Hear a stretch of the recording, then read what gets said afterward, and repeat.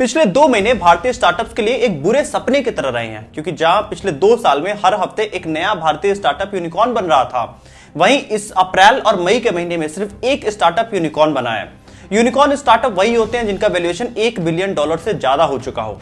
तो अगर हम अप्रैल और मई महीने में देखें तो सिर्फ एक स्टार्टअप यूनिकॉर्न बना है, और अगर इसका हम कंपैरिजन पिछले साल से करें तो 2021 के अप्रैल में करीब 8 स्टार्टअप यूनिकॉर्न बने थे, जो कि एक भारत के लिए रिकॉर्ड ईयर भी था।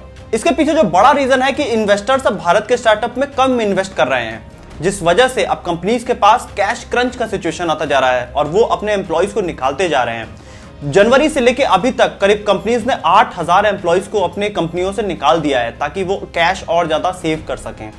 तो भारतीय स्टार्टअप इस स्टेज तक कैसे पहुंच रहे हैं जानेंगे इस वीडियो में, और एक नई अपॉर्चुनिटी भी भारत में तैयार हो रही है कि इन्वेस्टर्स अब सीड लेवल स्टार्टअप्स में ज्यादा इन्वेस्ट कर रहे हैं। आइए इस वीडियो में डिटेल में समझने की कोशिश करते हैं।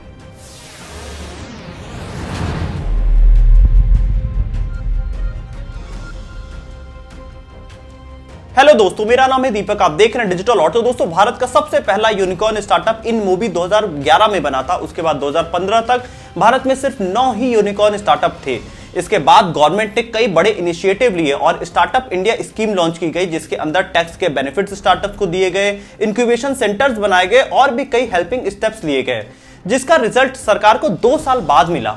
और साल 2018 से इन्वेस्टर्स ने चाइना छोड़ के भारत में इन्वेस्ट करना चालू किया और 2018 के साल में करीब 10 स्टार्टअप्स यूनिकॉर्न बने, 2019 में 7 स्टार्टअप्स यूनिकॉर्न बने और 2020 में 11 स्टार्टअप्स यूनिकॉर्न बने कोविड के सिचुएशन में भी।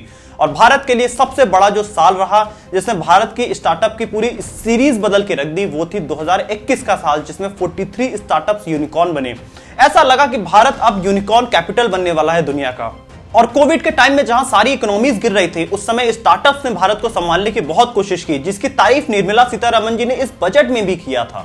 भारत में आज करीब 60,000 से ज्यादा रजिस्टर्ड स्टार्टअप्स हैं और भारत दुनिया का तीसरा सबसे बड़ा स्टार्टअप इकोसिस्टम है। और पिछले 2 साल में स्टार्टअप्स में जो सडन राइज आया है, उस वजह से भारत में 100 से ज्यादा यूनिकॉर्न स्टार्टअप्स हैं। लेकिन दोस्तों, 100 यूनिकॉर्न स्टार्टअप्स होना एक बड़े ग्रोथ की पहचान है, लेकिन इसके पीछे का अगर हम पिक्चर देखने की कोशिश करें तो कंपनीज ने अपनी फंडिंग्स रेज करके बहुत सारे यूनिकॉर्न्स बना लिए। लेकिन अगर हम एक data analytics firm track exam technologies की बात करें तो उनका कहना है कि भारत में सिर्फ 23 ही ऐसे स्टार्टअप्स हैं इन 100 में से जो कि अभी प्रॉफिटेबल हैं, और बाकी सब अभी कैश बर्न कर रहे हैं और उनमें से कोई भी प्रॉफिटेबल नहीं है। इसको अगर हम और क्लोजली समझे तो ई कॉमर्स कंपनी मीशो, जिसकी अभी वैल्यूएशन करीब $5 बिलियन है, वो $1 बिलियन और रेस करना चाहते हैं ताकि उनका टोटल वैल्यूएशन $8 बिलियन का हो जाए। लेकिन अभी कोई भी कंपनी इनको फंड करने को तैयार नहीं है, क्योंकि जो इनका बर्न रेट है वो पर मंथ $46 मिलियन से ज्यादा है और ये कंपनी बिल्कुल भी प्रॉफिटेबल नहीं है। और दोस्तों, यही सेम कंडीशन अनअकैडमी और वेदांतु जैसी कंपनीज की भी है। ये सारी कंपनियां लॉस मेकिंग कंपनीज हैं, अभी ये सब कैश बर्न कर रही हैं, जिस वजह से कोई बड़ा इन्वेस्टर आज इनको फंड करने को तैयार नहीं है। और ये सब कंपनीज अब कैश क्रंच का सामना कर रही हैं और जिस वजह से अभी अपने एक्सपेंसेस को रिड्यूस कर रही हैं, जिसमें सबसे पहला स्टेप सारी कंपनीज लेती हैं, अपने एम्प्लॉइज को बाहर निकालना चालू करती हैं। अकेले वेदांतु और कास्ट24 ने इसी मई के महीने में करीब 1200 एम्प्लॉइज को बाहर निकाला है। और ये लिस्ट और भी लंबी अभी होती जा रही है, आप देख सकते हैं। इंडिया के बड़े यूनिकॉर्न्स के एक्सपोज होने की शुरुआत होती है नवंबर से, जब जोमेटो और नाइका ने एक बहुत ही अच्छी मार्केट में अपनी लिस्टिंग दी थी। इसके बाद पेटीएम अपने आप को ओवर वैल्यू करके जब मार्केट में लिस्ट हुआ तो पहले ही दिन उन्होंने 27% का लॉस झेला।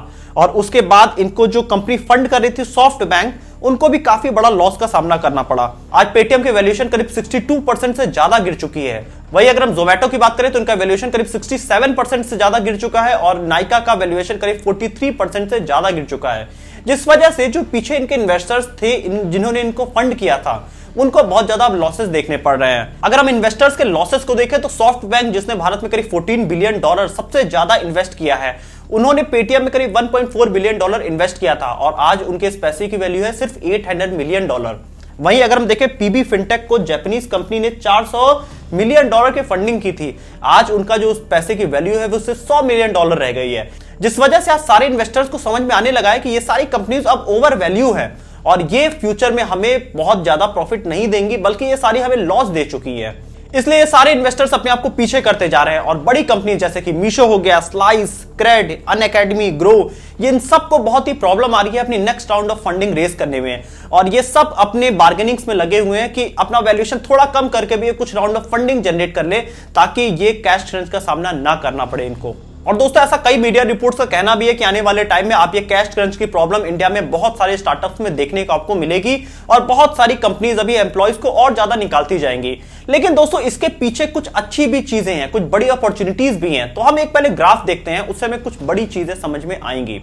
तो दोस्तों अगर हम देखें कि मार्च के महीने में भारत को करीब 3.4 बिलियन डॉलर की टोटल फंडिंग मिली थी, वही वैल्यू घट के अप्रैल के महीने में सिर्फ 2.6 बिलियन डॉलर रह गई थी और पिछले साल के अप्रैल में वो 2.9 बिलियन डॉलर थी। तो यहां पे हमें क्लियर दिखता है कि इन्वेस्टर्स अब पैसे अपने कम लगा रहे हैं। लेकिन यहां पे एक बड़ी अपॉर्चुनिटी ये दिख रही है कि अगर टोटल नंबर ऑफ जो डील्स हुई हैं, तो मार्च के महीने में 146 डील्स हुई थी, वो अप्रैल के महीने में बढ़ के 152 हो गई और पिछले साल ये सिर्फ 103 डील्स थी। मतलब अब इन्वेस्टर्स ने छोटी छोटी डील्स करना चालू कर दिया है भारत में। इसका मतलब ये है कि इन्वेस्टर्स अपने पैसे कम लगा रहे हैं, लेकिन वो अपने सारे पैसे अब छोटी कंपनीज में लगा रहे हैं।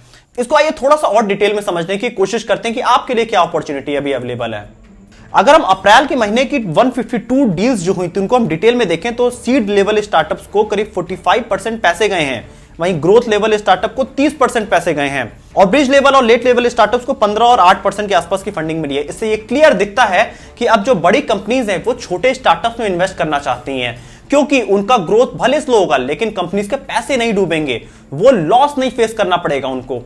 तो अगर आपका भी कोई स्टार्टअप अर्ली स्टेज का है, आप शुरुआती दौर में हैं स्टार्टअप के, तो आप जरूर फंडिंग का इस समय ट्राई करिए, क्योंकि इस समय सारी बड़ी कंपनीज की नजर भारत के छोटे स्टार्टअप्स में है जो कि अभी ग्रो करना शुरू हुई हैं।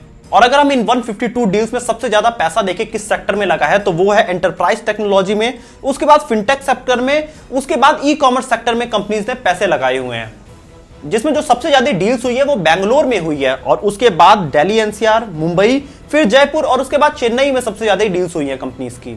तो दोस्तों ये वैल्यूएशन का गेम चाइना और यूएसए जैसी कंट्रीज में भी देखने को मिला था। उसके बाद इन्वेस्टर्स ने उठ के छोटी कंपनीज को फंडिंग करना चालू किया था और शायद इंडिया भी उसी स्टेज पे आज की डेट में भी है। तो अगर आप स्टार्टअप अपना शुरू कर चुके हैं और अर्ली स्टेज में हैं, तो आप जरूर फंडिंग के लिए ट्राई करिए। अगर आपको वीडियो इन्फॉर्मेटिव लगी है तो आप इस वीडियो को शेयर जरूर करिएगा, क्योंकि कोई भी अपना स्टार्टअप कर रहा है उसको ये नॉलेज जरूर मिलनी चाहिए। वीडियो अच्छी लगी तो वीडियो को लाइक जरूर करिएगा, चैनल को सब्सक्राइब करिएगा और बेल आइकन भी प्रेस करिएगा।